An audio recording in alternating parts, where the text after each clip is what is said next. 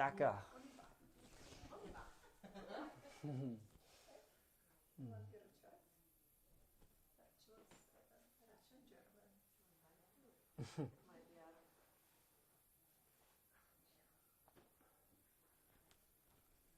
Okay, she's doing business. Um, okay, so how are you guys feeling? Yeah, third day, is it? For me, it's actually good. I feel amazing. It feels like everyone's really just supposed to be here. It's such an interesting, nice mix. Um, I'd like to go into advanced material that would still be interesting for those who are coming into this. Um, it's really quite something for me to try to address things for people who have been in this for a while. Like Italy, Johanna, I don't know how many trainings they've attended. And some are in the middle, coming from last year and even this year. And then some people have done other trainings as well. Yes, yes. It's been good. It's actually coming through. I was worried about that. Uh, like a lot's been given online already. So a lot of that's open source. It's available. The YouTube channel, you just need to watch just 50 videos, 3 hours each. Uh, we tried to condense it so that there's actually a lot more information within the 4 days. So you don't need to. Because beyond just the inner dance construct, a lot of it's out there. What we're working on is an understanding or a theory of consciousness. How does it work? Sometimes it doesn't seem like that because there's so much about the body.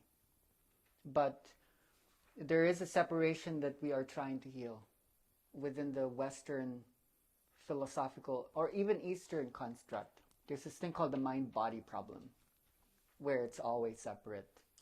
There's psychology, there's philosophy, and then there's the thing about the biological. Right now, we're realizing there's so much about the body that's so wise. So we're healing the split, and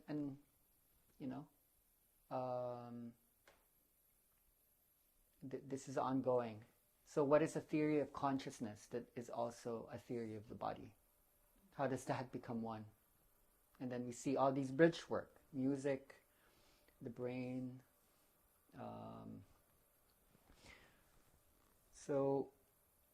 Today I want to go into some interesting topics that would be quite important when it comes up in your own work. Whatever you do, you're doing trainings, you're going to come up with a healing center, you're doing programs, you're doing sessions. I want to go into the topic of addiction, which should be interesting.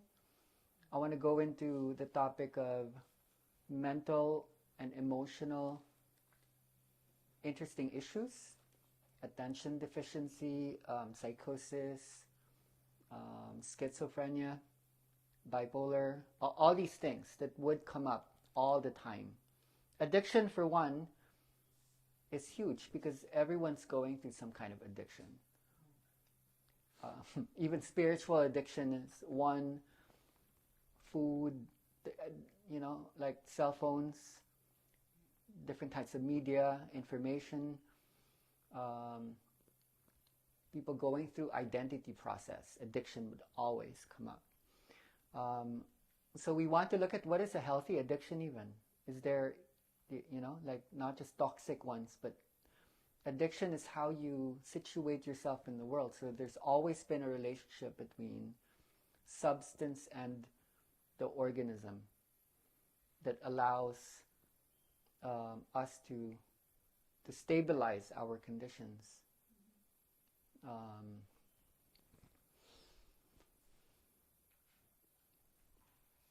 Yeah. So like Matt's he's starting a program on addiction in a center in the US, and there are places in the world where some of this is beginning to happen as well. Um, to heal or to be healed is to be seen as you are. For someone to truly see you, a healing already happens, as opposed to a judgment. You know, like you're small, you're weak, you're stupid, you're limited, and then someone comes to your space and like you're actually amazing. So you can bring that to a prison. You can bring that to a rehabilitation center. You can bring that to a psychiatric ward. People in these places are so deep, and then they're getting diagnoses like, okay, there's something wrong with you. But what is a spiritual point of view that could be backed by the science as well, that we can bring out there, that would be acceptable, that wouldn't be contentious, that wouldn't be controversial, possibly scandalous, and also doesn't exist in a bubble. A bubble is usually, it's true because I say it's true. And I'm surrounding myself, I'm gaslighting myself with people who would also believe what I'm saying without actually checking in from a much wider correspondence. What does humanity actually say about this? So for that, we really go deep inside. This morning session might be interesting for you because I really kind of pushed kind of style that's emerging in the process, situating something backed by kind of spiritual neurology to help you understand the nature of the waves, the nature of the soup, the nature of how you can mix polarities so that a non-duality could possibly show up. So that, yeah, when we bring up the tools, you know how do you back it? How do you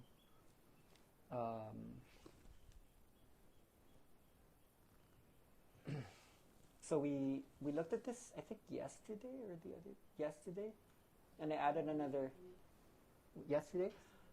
another circle because it was incomplete, and that's the circle. So homeostasis is interesting when you think about drugs, when you think about the up and the down, the directionalities. The body is amazing. It always is trying to achieve balance. It's always going to protect you. So homeostasis is an unconscious activity the body does, so that when you take too much stimulants, and what are stimulants? These are examples of excitatory chemicals, hormones and neurotransmitters. You might be familiar with some of them. Epinephrine is another word for adrenaline. A lot of people already know what that is. Norepinephrine. Cortisol is a stress hormone. Sorry, there's a missing Y. Oxytocin in high levels is actually dangerous. A lot of people say it's the love hormone, but oxytocin in high doses actually leads to aggression and fear. It's very strange. Orexin keeps you awake. A lot of you know histamine. It's an anti-allergy medicine. When you take antihistamine, you get sleepy. So histamine keeps you awake. Glutamate is the most numerous excitotoxin in your body. Dopamine is the addiction factor, mostly. Estrogen for women. Sexual drive. Testosterone, too much in men, leads to aggression as well. So all of these are excitatory chemicals that brings you up. And they're not necessarily in the negative sense, poisonous. We need them. So even the addictive dopamine drug, when you don't have it, you can't function properly. Um, People who have damage in the dopaminergic um, pathways, most mostly that's called Parkinson's disease. So when you're not excreting, so don't think of dopamine always in a negative setting. It's just more when it's too much. But you actually need dopamine to remember, to feel good, to make your body move and to pay attention. So when you don't have that, you become like this. It's like I don't know what to do. I'm feeling sad right now. I'm weak, and my body can't move properly. So what you want to do is you want to modulate, and you want to balance all of those out. It's what is just enough, and is not too much.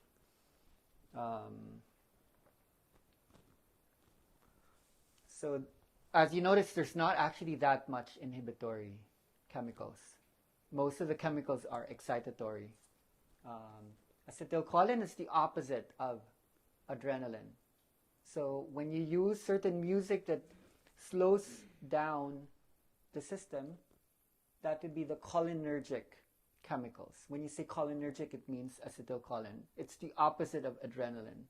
It slows down the adrenal cortex.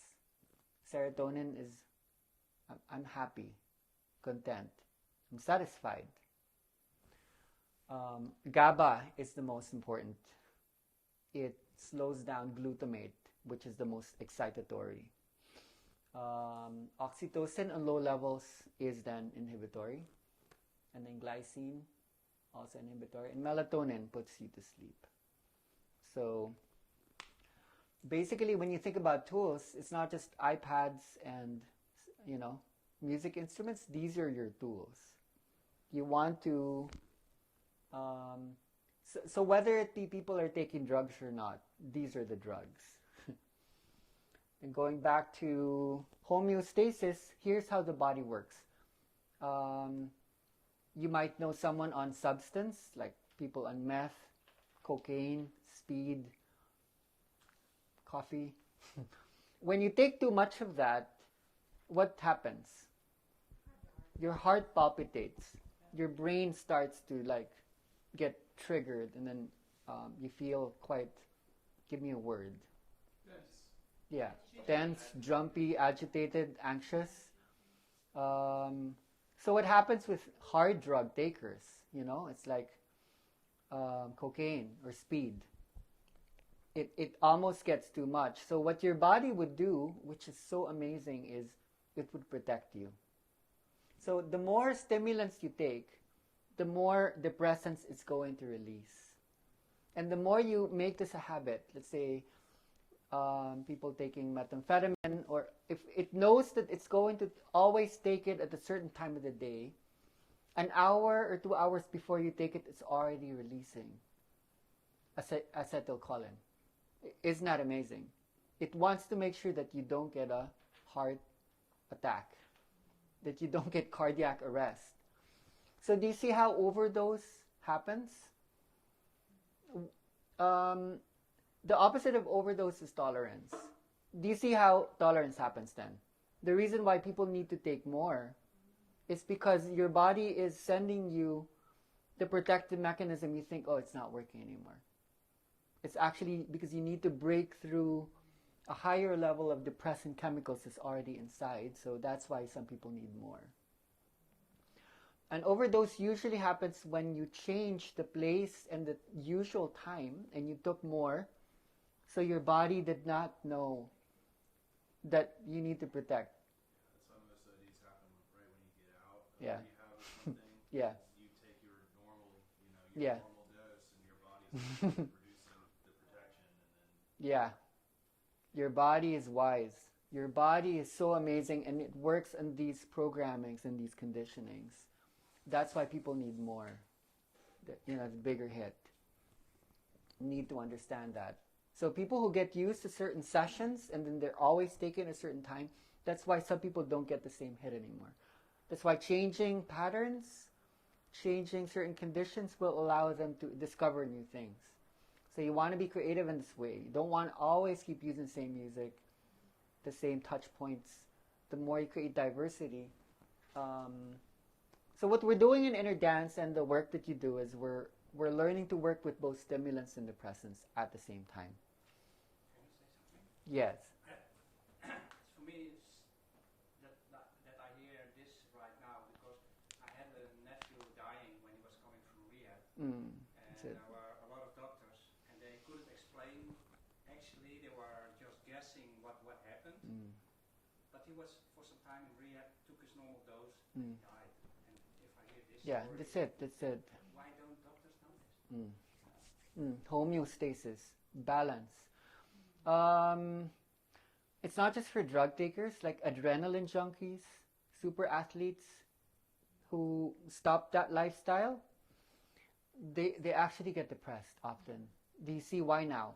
When you are always jumping off airplanes or bungee jumping or going to extreme sports, what's happening is because you're always near a heart attack.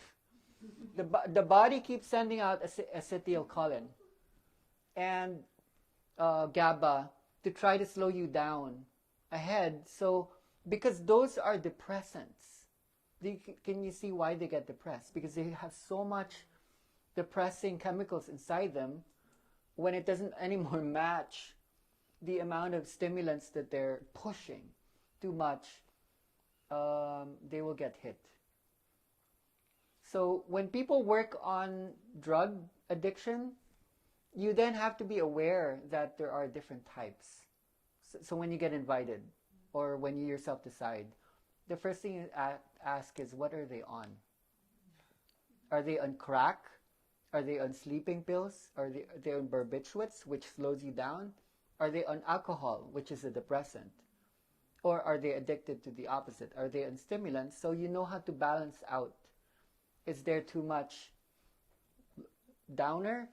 They need a little bit of a boost because their heart isn't beating alive. It's dead. They're escaping through here. Or are they too much up there? I need to pull down the balloon. I need to slow them down. So that balance will bring them into high and low at the same time. It's pure basic logic, energetic logic in this sense. Already empowered, yeah. So, the style of music that you've been playing here, Yes. would that be then suited more to people who need depressant? They have a lot of, because it's quite calm, do you know what I mean? If you were working with people who needed stimulus, would you have faster? Yeah. Because a lot of you, some of you are coming from like the high vibe kind of playlists. I'm adding a little bit more of the deep bass and the slow.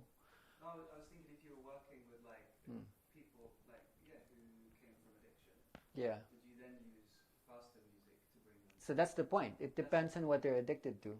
So you might actually separate the ones on depressants, and because it's not the same wave anymore. Yeah. You can now perceive that, oh, okay, they're the different waves. They may have different names, but I can now be more exact, be more targeted, rather than generalizing that all addicts are the same. No, very, very different brain waves. Sometimes they start to use both. Yes, yeah. Drugs. Mm. Start to drink a Mm. huge amount of caffeine, Yeah, yeah. for instance, Mm. and going during the day. Yeah. If you kind of explain this, Mm. this will also help them understand. This is actually everyone now. In Europe, how much coffee in the morning and how much wine in the evening. In Europe, in Paris, in Amsterdam, that's everyone now. They're being trained to, that's how they cope. They need to accomplish so much during the day, and they're using caffeine and nicotine to get them to have just enough energy to come up with the output. But they get so tired, they will not be able to go to sleep because there's too much epinephrine and cortisol in their blood. There's too much stress hormone, so that when you go into the circadian rhythms, they can't go into deep sleep, slow wave sleep, because they're super stressed out. sleep disorder will be massive in the next years. People will not be able to sleep so much. Yeah, just so they could. Some of the most amazing and functional people, that's their habit, actually. The reason why they're able to do so much is because they're able to poison themselves in the morning and in the evening just to get there. For you to be a CEO or the owner of a, so that makes the wellness industry actually the up and coming industry. This is already perceived when the economy was crashing. Top economists were being asked, like, what is the big industry? It's the wellness industry. It's where we are at right now. Sorry, just to add to that, like a friend of ours, just like last month, he's one of those. He has to do a lot during the day. He probably starts his morning with coffee, super stressed, and then he drinks like lots of red wine to get to sleep and doesn't sleep enough. He literally just got on a plane a few months ago and Boom. a blood vein burst in his, and blood was coming out of his ear, and he had to take a boat to Finland to come and not fly for a while, and that was a real wake up call. And like something obviously, how the brain reacted to all of that. It's interesting. We can only blame evolution. This was going to happen. Like the experimentation between stimulants and depressants have been going on for a long time. But especially 300 years ago, because alcohol wasn't actually that strong initially. It was watered down. People didn't need that much alcohol in the past. And then Europe didn't drink coffee. Even tea was kind of alien until colonization happened, India, China. So when we discovered stimulants and depressants, that's actually how we stretched out consciousness. Because we were able to experience deeper delta and higher gamma at the same time. We were able to create skyscrapers and bring people to the moon. We were able to go into abstract thought, superhuman potentials because of this. So this is not a negative. We're actually programming the mind to go higher and lower. And these are tools that were there that helped us get there. It's just that now we're experimenting with inner substance because we're more aware. So don't think of this just from a simple way. Obviously, there are so many imbalances, especially in Dubai, in Los Angeles, in New York. So we're creating rehab for this modern. Yeah, I have a question about also after. The playlist is exactly patterned after childbirth. So, like in the Philippines, we are midwives. Sometimes, men or women, they go into the contractions and they literally are giving birth. But on another way of literalizing, we are training women and fathers to handle the birthing processes themselves. My children were both born at home. There was zero pain. The first child had 1 hour labor. The second was even. So it's the same wave. When you think about the music, it's expansion and contraction. This is what happens. This is the language of labor. When a contraction is happening, you hold the expansion. Same as that. When the contraction is happening, when the contractions are there, you hold delta. And then when it's wanting to go there, then you know when to bring the contractions about. The music is the most powerful epidural. It's exciting. It's super exciting. So not to just focus on women, but you want to heal anyone, you go where it starts. Yeah, it's like the first initiation to the expansion of the system. When coming from water to here, with the light, the sound, the touch, everything. And also for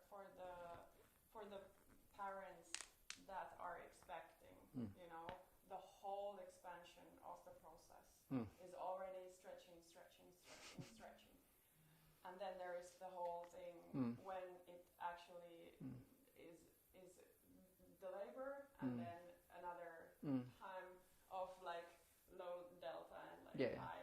So it's like it's huge. It's like the best way to come out is in an inner dance process. So we teach the mother to choose her songs, her sounds. We create a playlist. We're friends with maybe the most famous water birth advocate and midwife in the world. Her name's Ibu Rabin.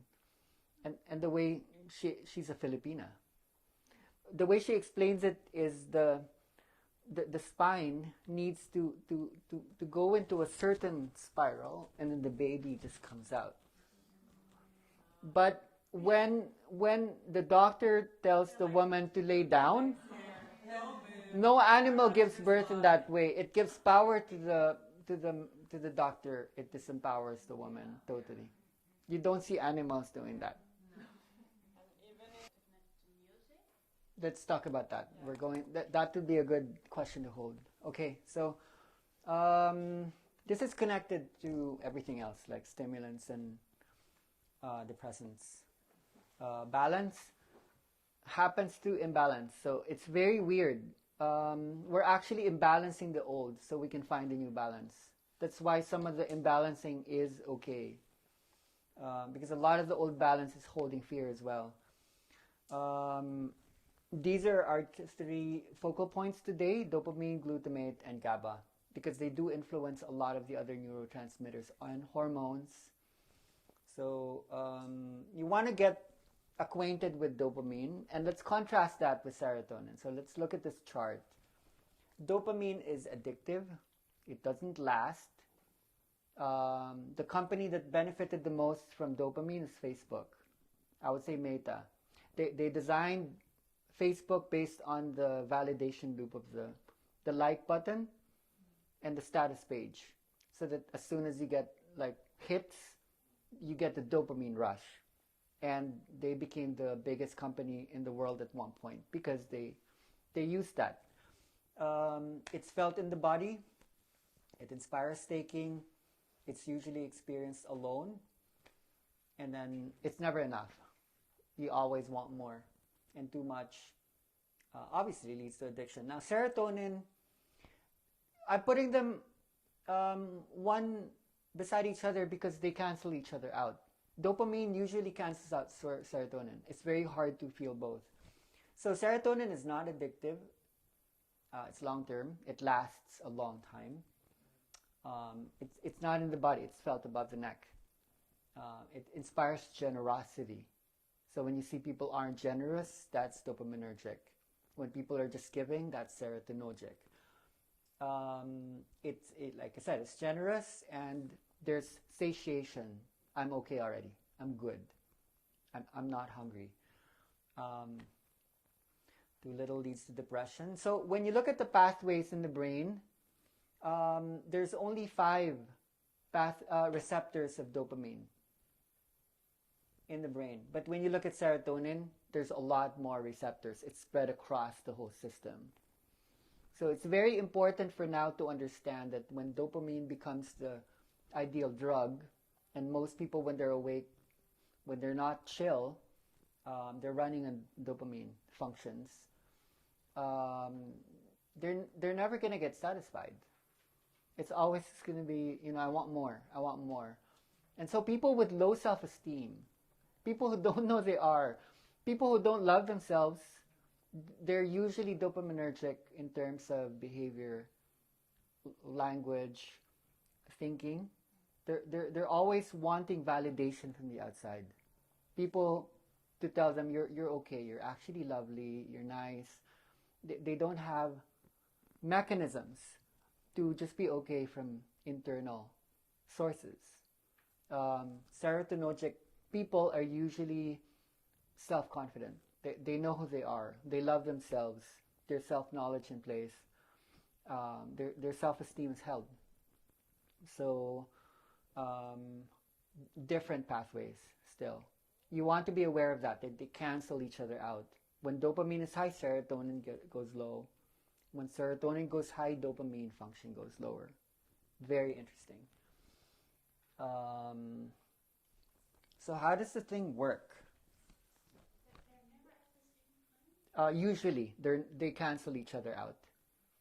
That's why when people are pleasure seeking, they're not actually happy. They're not joyful. It's interesting. So that's why in the music there has to be these stages where joy comes after wanting, you know? Like when you have these hard pressing boom, boom, boom, boom, boom, people don't have time to integrate. That's what integration means. Serotonin holds a lot of integration. So how does the thing actually work? Dopamine. Um, so dopamine is sent out through several pathways. This is just the mesolimbic pathway, but it's the most major pathway. This is what sends it out. It's called the ventral tegmental area, and it sends it out to these four different places. So the prefrontal cortex is here. It's in charge of attention. So when you're not getting dopamine there, you're not focused. You know, let's say you need to get there because what you want is there. You say, okay, I need to buy that dress or I need to get that thing that I want. You need to pay attention, so dopamine needs to be sent to the dorsolateral prefrontal cortex, the PFC. And then you need to move your body. You can't just be focused. So dopamine is sent to your body, okay, I need to walk over there to get the chocolate ice cream because it's yummy. And then it makes you feel good. So dopamine is sent to the amygdala, where you get the yummy, nice feeling, happy, joy.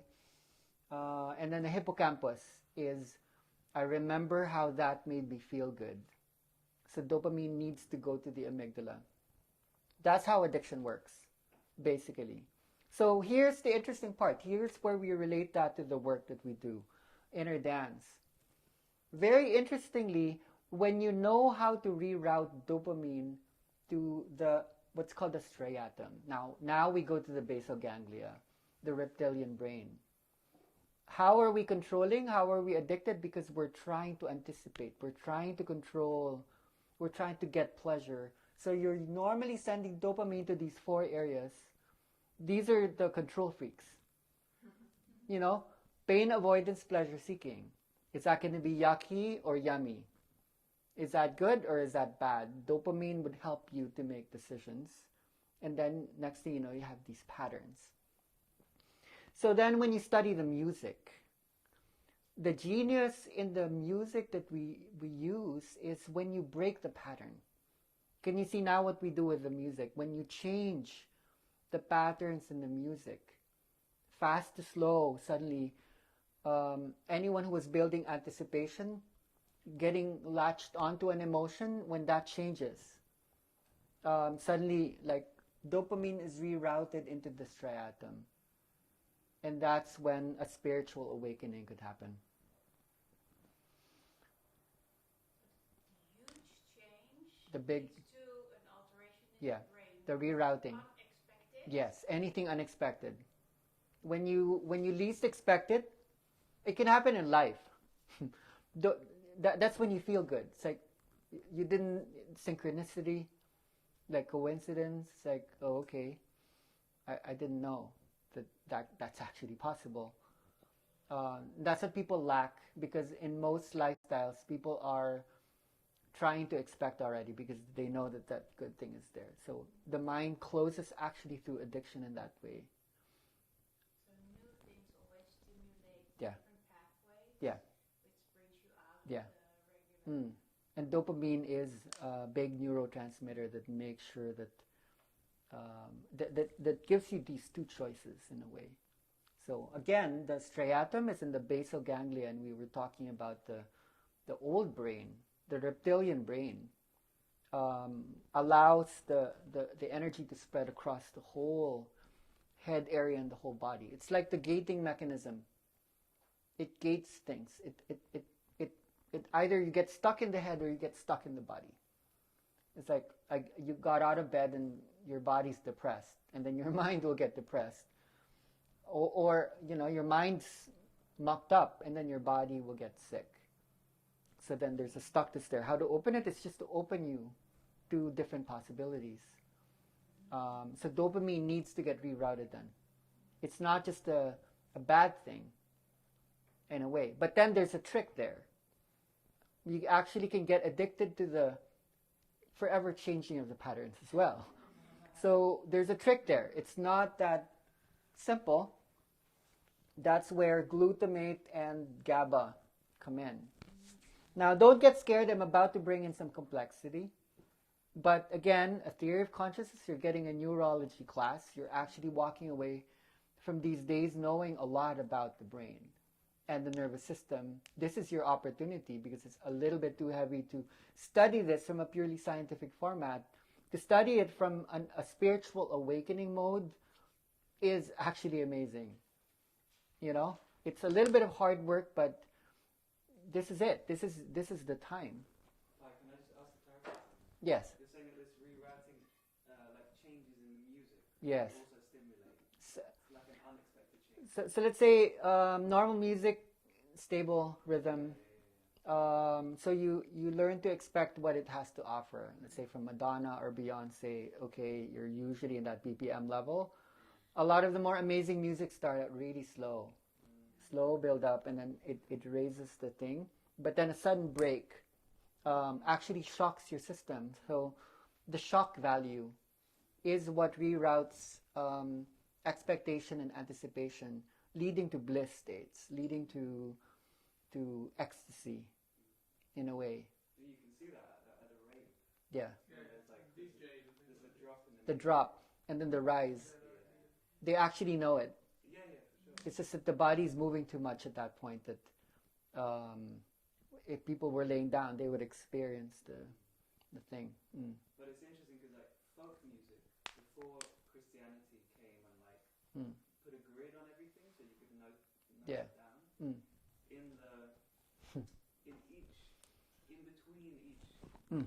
beat, there is more space and more breadth. Yeah. And it's not linear. Mm. Like there are these spaces. It's not dum dum dum dum dum. Yeah. And that also gives a different, I think. Yeah. So now you might understand why I was doing what I was doing earlier.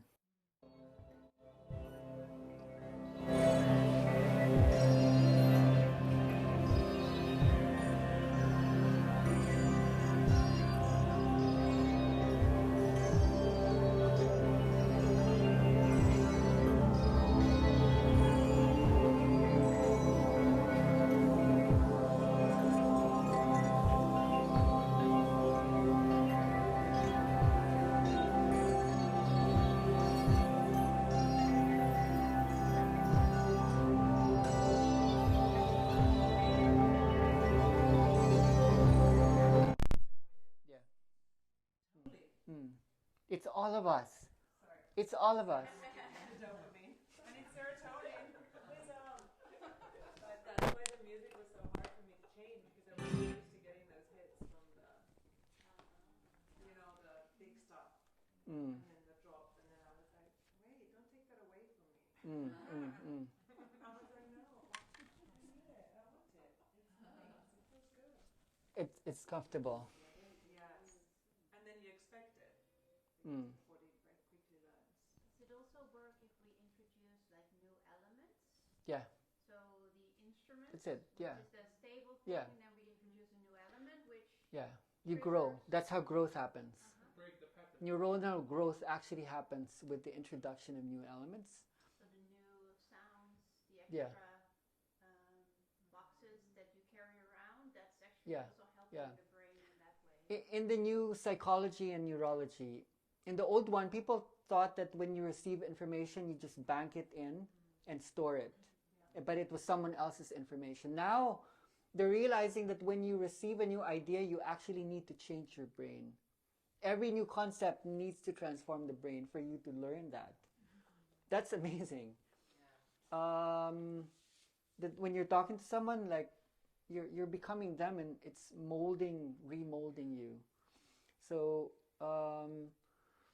you want to be an artist. You want to keep adding things to the palette, along with everyone else. The little by little, and then the more they can handle. the more they can handle. But when you become too comfortable and stable, and then you're always using the same music, that becomes dopaminergic because, oh, okay, that song's coming up. I know that. Like, I'm gonna boom, boom, boom with that. They're making me cry again. Okay, yeah. I'm gonna. But what happens when like it's too much stimulation, and I find that sometimes my brain like shuts off. Yeah. Like the music is just like, okay, I don't like this. I'm gonna just. That's what we're doing now. I want to demonstrate that to you. So one thing that you want to look for in a musical tool is something that is able to help you change the element. And the most basic in a basal ganglia sense is rhythm. Now that we know that the basal ganglia is what times rhythm in the brain, if you want to talk to the old brain, the easiest is actually percussive. It's to speak to the heart. So, okay, that one doesn't have so much a heartbeat. Okay, that's a normal tempo. As soon as you speed it up, that's another dimension already. Okay? So most dopamine structures, these are all studio elements that we built. Like, it's our own music in Maya. It's totally inner dance based on the combinations. But here's what would interest musicians, and then later, people using music. Dopamine function is usually happening within recognizable rhythms. So when you're within the range of, let's say, 60 to 100 or 50 to 120, you can still relate to that. That's still music. This is 107.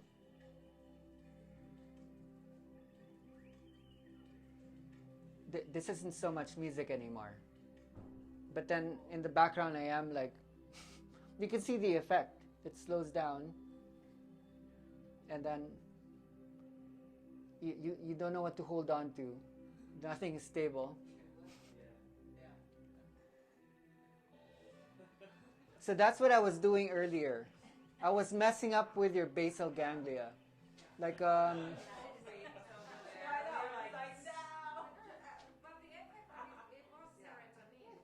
yeah, it becomes serotonin because the changes weren't long enough. The rhythm wasn't stable enough for you to ever hold on to it. I'm giving you just enough. And then I'm not just doing that, I'm hiding it in the background underneath the noise. So I have the noise over it. So all you hear is the subtle elements in the background. It's still triggering you. But you see where the inner dance is headed. I'm just wondering, does it make sense? You said I just give you enough so you recognize it, so the brain recognizes it, and then you alter it. Yeah. So there is like the recognition, it affects that area, and then you make the shift? It has to be according to these terms. It has to be in the vocabulary of the brain waves. What is just enough delta, theta, alpha, beta, gamma? So let's say you're working with stimulant addicts. It has to be more delta, theta. You guys aren't addicted to cocaine, but it's in the morning, so I'm going to choose deeper bass and slower waves just to help you. So what I'm trying to do here is I can give you enough alpha, beta, which should be more like techno music, rock and roll. But what actually leads to the breakthrough is the super fast rhythm. And you think that's going to be super hectic. It's actually not. Because the gamma waves are so... oh, why didn't I put anything there?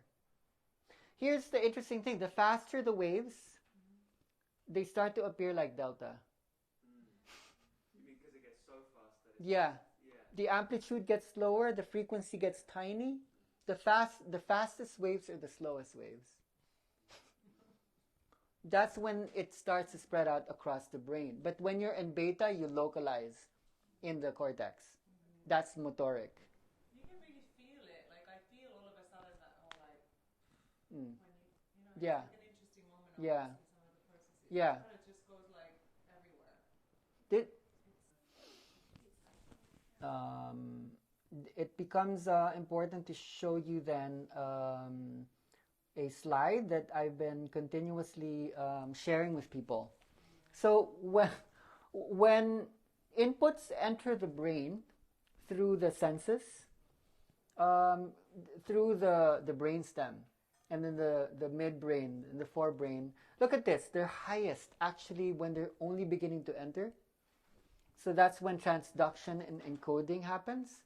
But by the time it becomes thought, and it's now in the cerebral cortex, it slows down. What happens with musicians when they're improvising, do you think? Because that's like so fast. Like, it's something that goes in, but it goes out. Yeah, so words or verbal... I'm just thinking music or... No, so because words are slower because they are thoughts, they're verbal, that's where it happens in the outer layers. But musicians need to work on a deeper level where you're not translating the meanings into semanticity or words. So physics, like if a bullet it comes out, it comes so fast. Yeah, it's yeah. really slow. yeah. Like look at it going through, it's slow. Yeah. So again, we're not making decisions here. You actually need both super fast and super slow because they are holding each other in place. So when you're holding slow and fast, they're going to resonate. And what people will feel is not the slow and the fast. They will feel everything in between. So if your range is small, their in between is small. You know how resonance works, yeah? It's like when you hear two sounds, there will be a middle, like a middle space. And your brain will create that. Like the gap, it's the gap, it's a space. It's not actually the waves, it's a space between the waves that's important. Your brain will make things up in the middle. That's what synthesizers are doing. I don't know if this is working.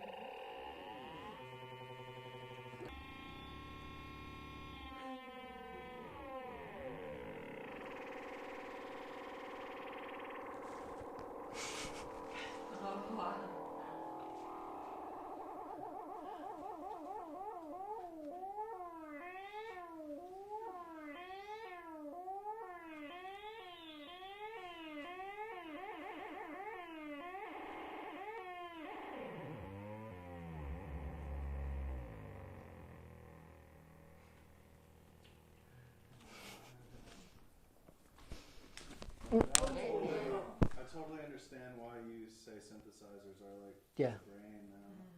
Yeah, all the terms there, like rate and depth, is actually how you measure heartbeat and breath.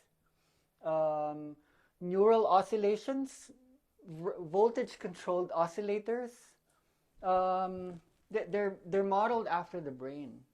So if you want to touch the brain, even the small synthesizers, I would love for you to practice on them underneath the music because that would hold the gamma that you won't find in most music. And they're tiny, they're super small. So anything that can adjust the rhythm. For non-musicians out there, when you study it, it will change your brain because it's giving you a language of vibration. Just small bits. Just spend like a couple of minutes or an hour per day if it's good. Like the wires are interesting. Like that's called the modular. And say, okay, like what does that do? Where does it go? But a lot of them exist inside cell phones. So a lot of facilitators actually have synthesizers that they can just put on top of the playlist or the noise app. That's the tool. You want something that's high, as high as possible sometimes, that you can bury underneath.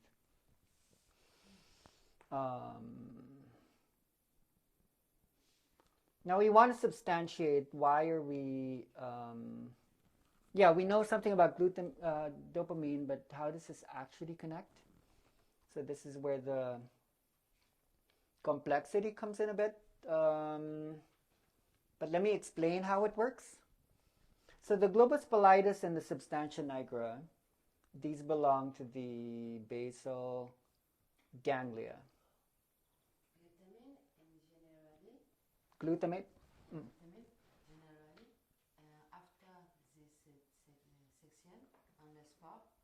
Yeah. Glutamate, if it's too much, let's say the style is too beta consciousness, like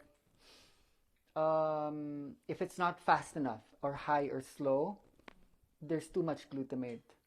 So when we're holding very slow and super fast at the same time, that's when GABA begins to come, and GABA will balance glutamate. But let me explain how it works. It's what we need to understand right now. So a lot of glutamate this is what's interesting. Okay, this is a little bit confusing, but we want to understand. Let's go back here. Dopamine is sent to the prefrontal cortex so that you could focus. But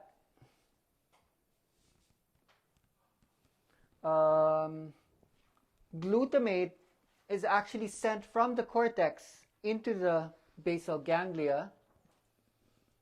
Okay, let's talk about psychosis or schizophrenia, because this is the study right now on glutamate and GABA and dopamine. So glutamate coming from the cortex actually helps to bring down dopamine. It controls dopamine.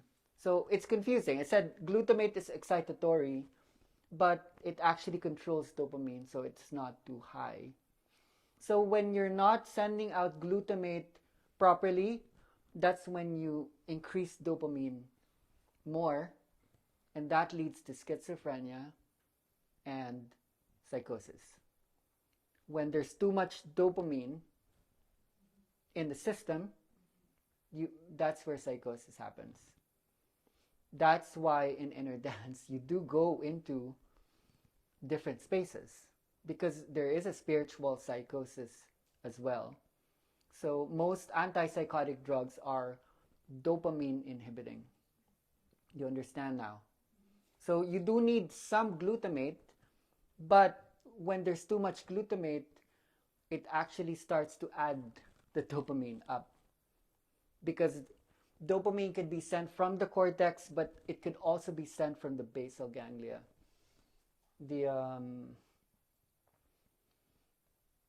The subcortical regions. They're just neurons. They're just dopamine neurons. They're just, and yeah, when they do get transmitted, when they're received at the receptor level, that's when it hits you. So it would be here, it would be here, and it would be here. So now you understand a little bit on how glutamate balances dopamine, but too much glutamate, it's kind of confusing because they're really just pluses and minuses, positives and negatives. And glutamate needs to activate GABA so that it could control it too. Do you see what I mean? And then they would control dopamine. So the balance is so fine. It's so subtle. So any music, anything that you do can either offset an old balance, look for a new balance, but it totally explains most emotional, psychological disorders.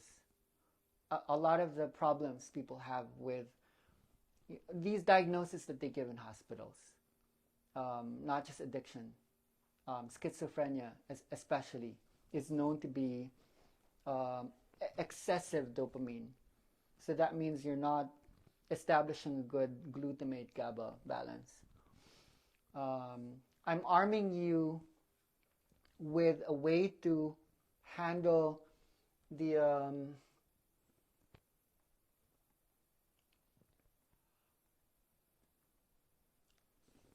energy between the synapses.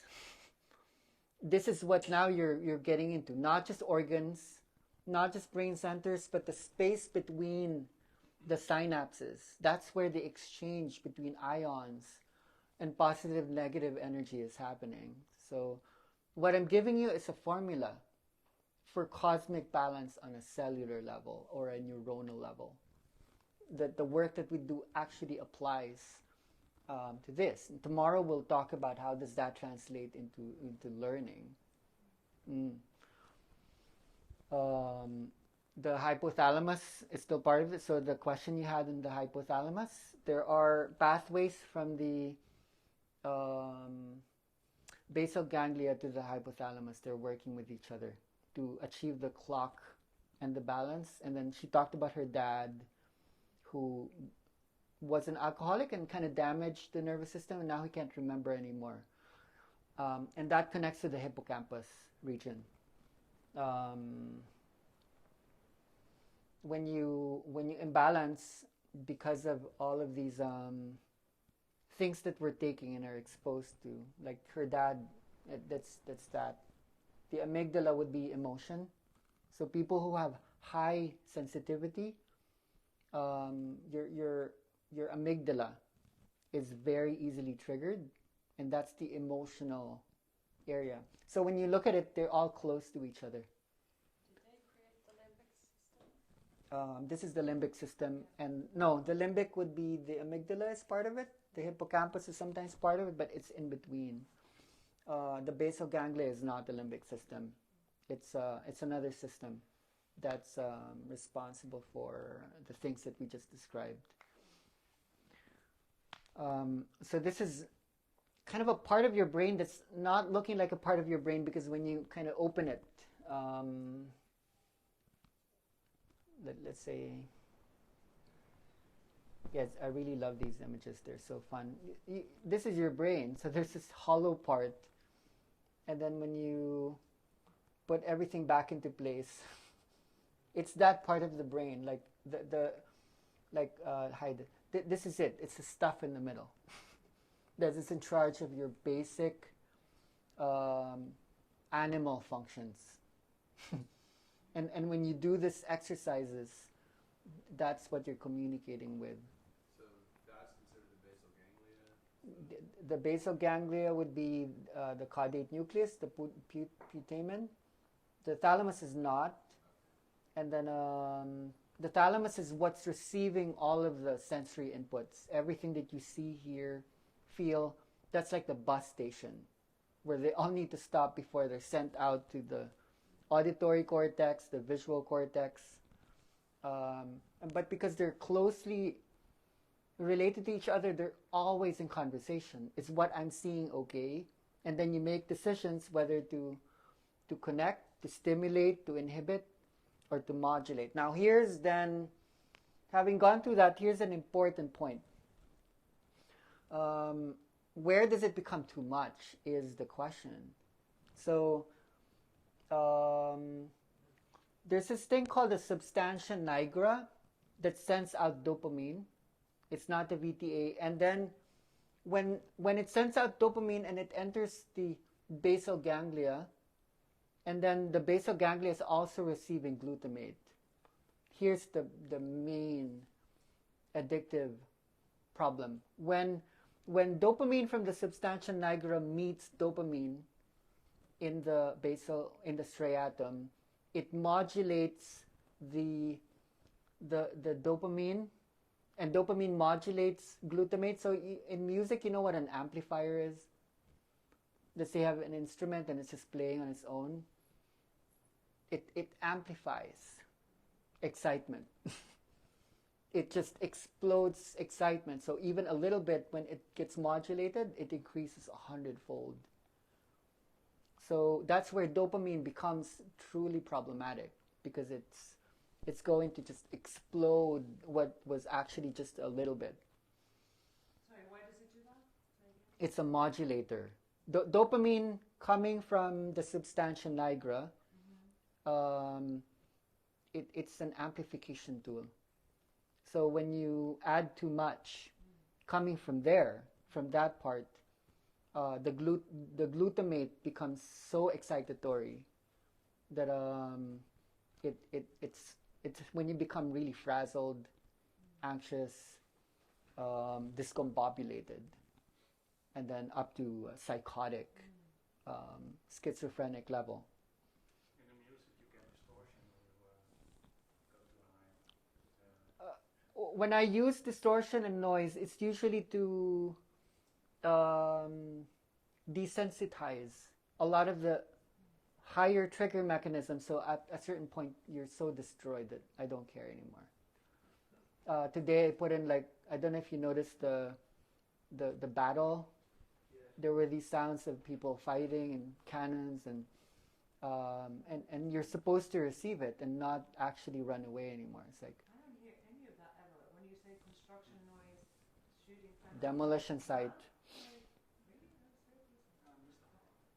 That means that you're good. You know, you could have World War. The Chinese could invade in these waters. You're like, okay. The Russians just going through. Well, the Russians are there, but I like the Chinese. So is this making sense to you? It took me a long time to make connections between what we're doing and what this is doing. I want this to be current for you. I don't want old science. What we're looking at is current.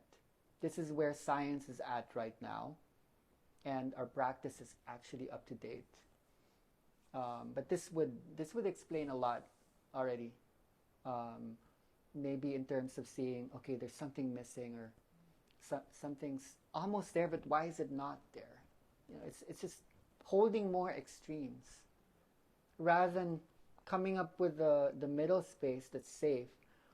We're actually being urged to go beyond, but beyond is less dangerous than somewhere in the middle.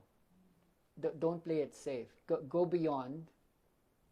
So that's this description of the new playlist. That's where the movements are kind of not so present anymore. Some people can hold it with the movement, but this is where most people would just travel. It's an evolution as a brain state. Like we're looking at what would the new brain look like if it could hold more information. The next steps for us would be to study the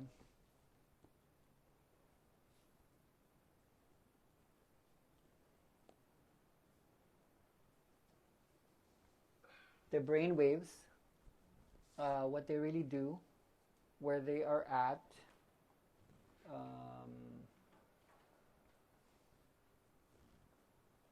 and how they mix. Are there questions on what was discussed so far? Yes. Picture of the previous slide. This one? Yes. I have a question. So do we want the amplification? Is that The amplification is coming from normally the techno. yeah. You know, you go to the party, the techno's there. That's amped up. It's, the electronic genre that has the highest tempo would be psycho. What do you call that? Psytrance. Psytrance has the fastest BPM. One of the most famous psytrance DJs, his wife is the inner dance space holder in Barcelona. So she has access to all of his music, and it's really cool. We're going beyond psytrance now. But when you get stuck in that still recognizable heart palpitating, when you go beyond that, the heart doesn't recognize that anymore, and the heart attack level goes down.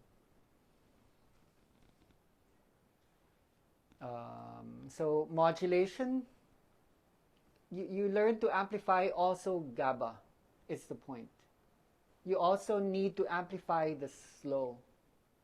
It's weird because normally when you think of slow or low, it's not amplified, it's low. But you need to increase the delta power of the brain. Because what happens is... Is that when you kind of feel like you're levitating? yes. It's when you're holding that and that at the same time. That's levitation. And I feel like I don't know enough about the waves, but I felt like it's really, it's something new to you, and it's becoming normal, actually. Other questions?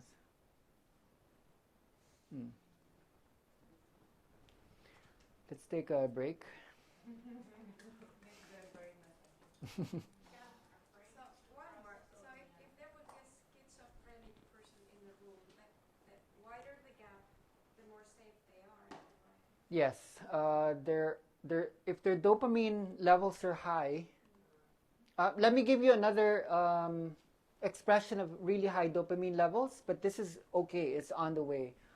When you feel like you want to puke. When you feel like things are turning around topsy-turvy, and then your gag reflex is starting to come up, it means that you're about to break through. But that means dopamine levels are going high. So at the same time, we're working on the glutamate and GABA levels as well. So if people are puking, then you know what to do. It's okay, because it's on the way to there. It's usually you're hitting it's the vestibular function. The sense of balance is going into another dimensional plane. So people with vestibular problems might as well be in some Yeah. They need to hear some of these sounds, actually. You need to be able to introduce safely, bit by bit, these sounds so that their brain is lighting up in all these different areas. that has that since a few years, like an unexplainable. Yeah. The world spins. Maybe Maybe this would help. Yeah. This would totally help. Because the vestibular function is right there in the temporal lobe, near olfactory or smell, memory, and sound. Sound actually helps to hold that sense in many ways. Can I quickly ask about the signs that you might see in the body? Like if the eyes roll back, the twitching. Yeah. So I have this thing and I'm like, okay, what does that mean? Like, I get the twitching eyes sometimes like really bad. That's gamma. That's gamma passing through. It's gamma. Passing through. Gamma normally mysteriously just shows up and it starts to spread across the whole brain. Almost like Yeah. that's how it That means that you're able to stimulate gamma already. I need that. I'm a dopamine addict. I need lots of gamma, right? Gamma is alien brain. It's to be able to. Each word is not a word. It's like a whole library. It's like you're not overthinking. You're just like listening, and you're just like, it's like everything's so much bigger, and you're not trying to contain things anymore. Yeah, we were talking about that. So, which is really hard for me because I'm an overthinker in my normal life. So this is like for me like medicine. Yeah. Beta is trying to analyze, trying to sequence. This is like brain gym. But you guys like it though. Do you appreciate it? These are the invisible things. But it makes so much sense now. Yeah. I'm starting to slowly. If you're saying that gamma Mm. Does it mean that like you're on the spectrum? Yeah. That Oh, spectrum yeah. is more Totally. gamma rays? Oh, totally. That's usually the highest model, the So like the autism. music that could be influenced somehow. Yeah, yeah, yeah. The terminologies he would use would be phase locking. Like delta needs to gate gamma.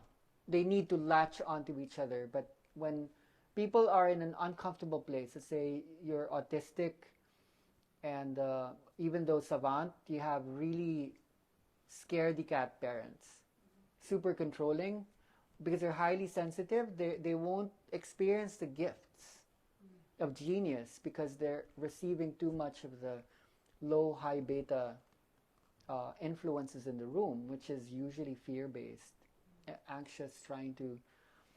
That's why they can be amazing musicians. Yeah. Uh, When they get the right support, yeah. because there's phase locking, there's proper gating mechanisms. The problem usually is when you function in the world and people are so sequential. Sequential means, okay, step by step, number 1 goes to number 2, and then 2 goes to 3. A lot of you guys know that goes to JY for 8 color yellow. It's like all these non-linear.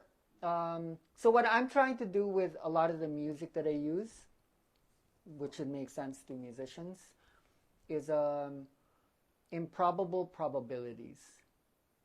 Like look for algorithms that are unexpected but are still within musical sense, like still phase locked. So now you're talking about subharmonics, polyrhythms, so that even when, let's say, you have a rhythm, you have accents or rhythms underneath the pulse rate.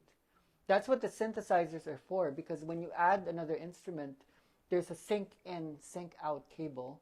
Somebody was playing a polyrhythm in that corner on a shaker today. I heard, yeah. That's great. I heard that. Really nice. Yeah. Yeah. It's like the rhythm inside the rhythm. You're still in sync.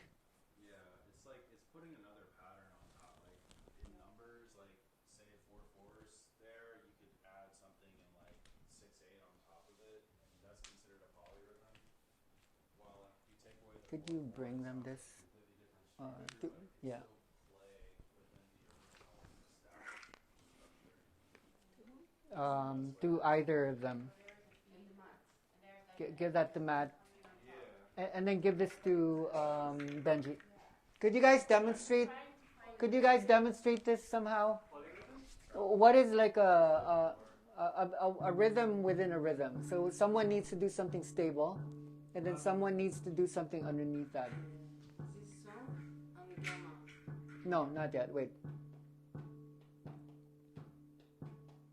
So that's a rhythm inside the rhythm. He's still in sync.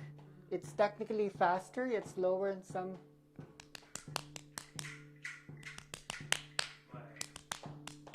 So your brain starts to. Yeah, the easiest way to explain it would be, so this is, this is, without a framework, it's just a pulse, right? But you could, It's the bass pulse. yeah, you could perceive it as 4 pulses within a bar. 1, 2, 3, 4, 1, 2. So on top of that, you can put 3 pulses in the same space as 4 pulses are fitting into this. So 1, 2, 3, 4, 1, 2, 3, 4, 1, 2, 3, 4, 1, 2, 3, 4. See, it kind of breaks. Like you try to listen to both, it kind of like starts to break your brain. Yeah, because you're like I'm trying to listen both, and that happens often, so I'm like multitasking. But then you can see that it's fitting exactly underneath the 4. That's You why can fit to the that's side. why music is so powerful. Your brain changes as The brain automatically does this. And then if you let go of those rules, you have jazz. Or inner dance music. The easiest way to perceive it or to learn it is to learn it as a rhythm, rather than as 2 separate things. So if you have 2 hands, you go 1, 2, 3, 4, 1, 2, dan, keep dan, That's super easy. That's really like a baby can do that. But then you can go, you can Yeah. And the 4 beats is, yeah. Yeah, there's a lot of ways to do polyrhythms. Yeah. Yeah. So if you learn it as a rhythm, you can then work it and understand it as two separate things. I think every facilitator needs to attend drumming workshops. Yeah. We come to you to do a drum. Like literally. We could do something in the evening if it's fun. Yeah. It's really important that you learn the drum because it's the tool for the heartbeat. Yeah. I used to do drum at school. Without knowing anything. I have a funny story. I was really small as a child, and my dad played the drums, so I was given the drums at the school maybe in the 3rd grade.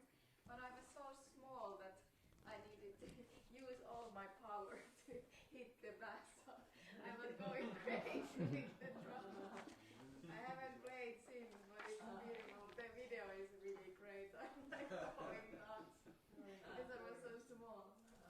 Yeah, drums are really fun for kids. It's the most like kinetic instrument, really. Physical instrument. Break? Yeah. 嗯。